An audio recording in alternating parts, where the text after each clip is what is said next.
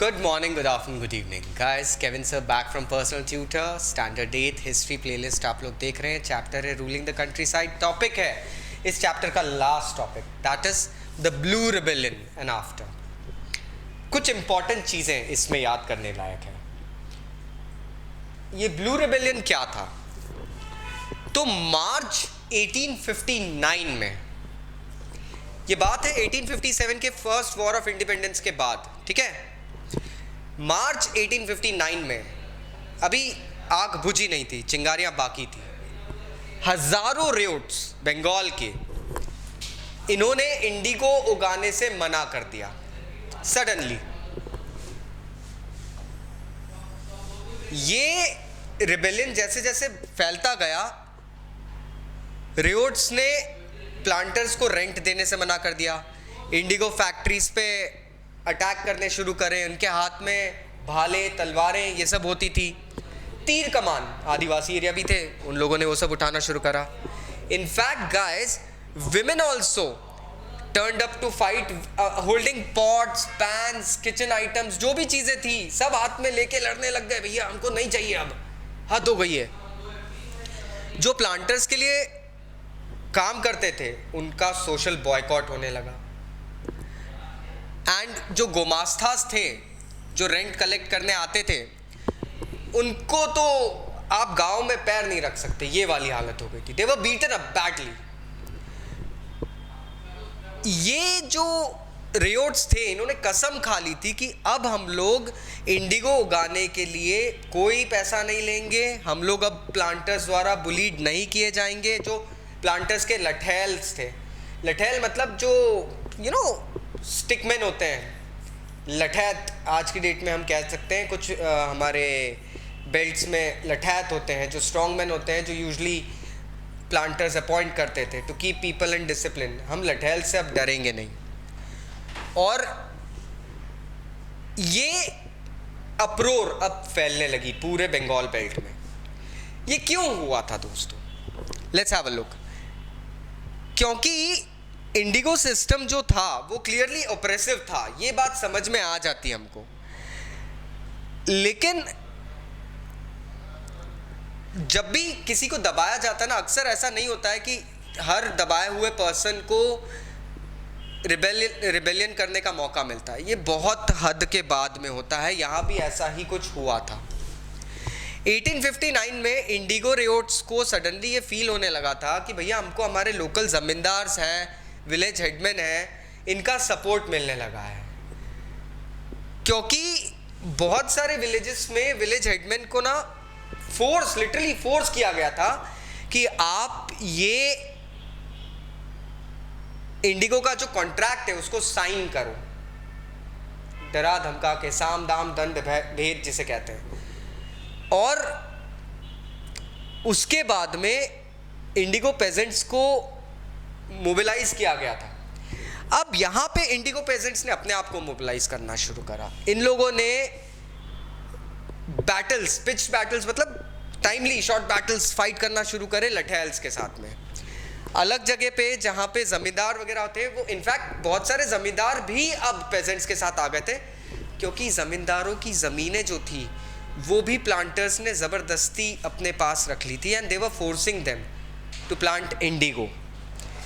कहीं कहीं तो ऐसा हो रहा था, जो अनहैप्पी ज़मींदार थे वो खुद ही प्लांट ये कल्टीवेटर्स के पास जाके उनको बोल रहे थे, पेजेंट्स के पास जाके बोल रहे थे कि चलो तुम लोग कंपेल करो, तुम लोग एक तरीके से रिजेक्ट करो ये चीज़ें, हम इस चीज़ के लिए फ़ाइट करेंगे तुम्हारे साथ. अब ये इंडिगो के जो पेजेंट्स थे ना, इनको अक्सर ये भी लग रहा था कि ब्रिटिश गवर्नमेंट जो है ना वो भी हमारे साथ सपोर्ट में है. क्यों? क्योंकि 1857 का जो रिवोल्ट हुआ था, बहुत इंपॉर्टेंट पॉइंट है, 1857 का जो रिवोल्ट हुआ था, उसके बाद ब्रिटिश गवर्नमेंट किसी भी टाइप के रिवोल्ट के लिए रेडी नहीं थी. दे वर स्टार्टल्ड कि बॉस अब ये क्या हो गया, क्योंकि 1857 के बाद में British government had taken over. उसके पहले ईस्ट इंडिया कंपनी थी. अब ब्रिटिश गवर्नमेंट कह सकते हैं ना, दूध का जला छाछ भी फूक फूक के पीता है, वो वाले काम हो रहे थे. They were counting their steps, calculating them. That was happening.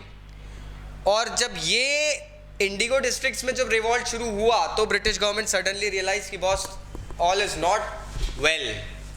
Very important point.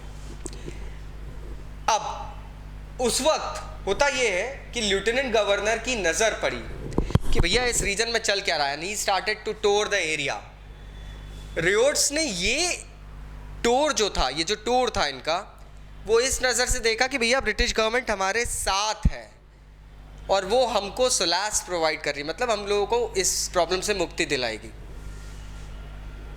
Barasat एक रीजन है, वहाँ पर एशली ईडन एक ऑफिशियल थे,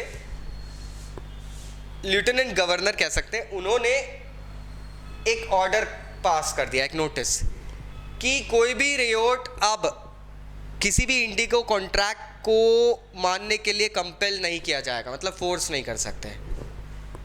और उसने ये कहा कि क्वीन विक्टोरिया ने ये कहा है कि इंडिगो की उगाई अब ज़रूरी भी नहीं है, वो तो ईस्ट इंडिया कंपनी का काम था। ईडन चाह रहा था कि मैं ये पेजेंट्स को एक ऐसी एक्सप्लोजिव सिचुएशन की तरफ नहीं ले जाऊं, उससे बचाऊं। पेजेंट्स को ये लग रहा था कि भैया ये हमको सपोर्ट कर रहे हैं, ब्रिटिश गवर्नमेंट सपोर्ट कर रही है against east India company. Getting the point. अब बेचारे वो कहते हैं ना कि आसमान से आए खजूर में लटके वाली, आसमान से गिरे खजूर में अटके वाली बात हो रही है। पेजेंट्स ये समझ ही नहीं पाए थे कि ईस्ट इंडिया कंपनी के बाद में पूरी बागडोर अब ब्रिटिश गवर्नमेंट के हाथ में चली गई है। East India Company had no par से इन द सिचुएशन। क्वीन ने मना कर दिया, इनको लगा वाह हमारी मदद की जा रही है।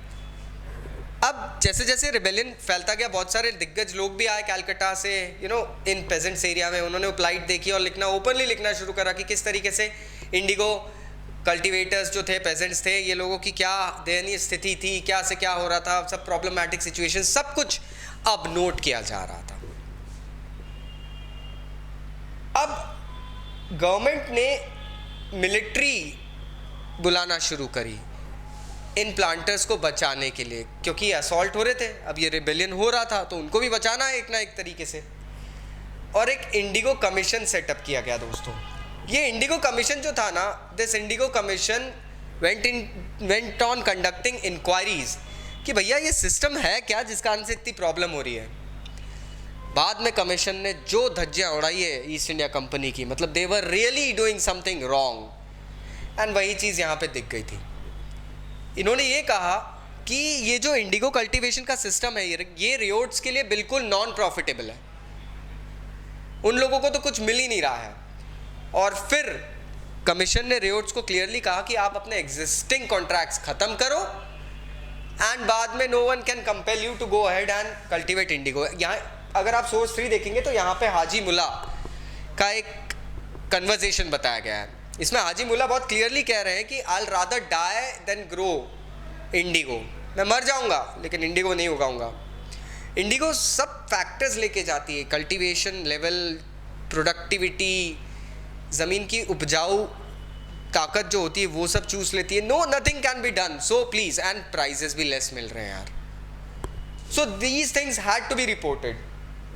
रिवोल्ट ख़त्म होता है, उसके बाद में इंडिगो प्रोटेक्शन बंगाल में कोलैप्स हो जाता है। अब प्लांटर्स कहाँ शिफ्ट होते हैं? प्लांटर्स शिफ्ट होते हैं भाई साहब बंगाल से बिहार। बिहार में अब सिचुएशन चालू हो जाती है।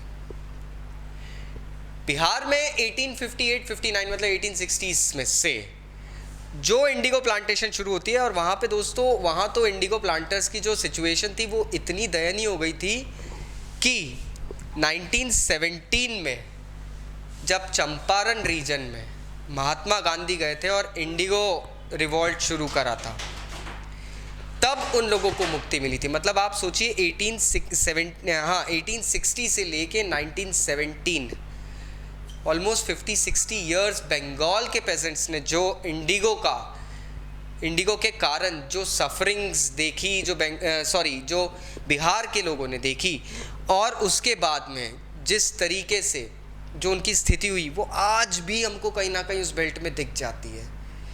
मेंटालिटी पे एक ठप्पा सा लग गया था, that you are bound to be present for the rest of your life.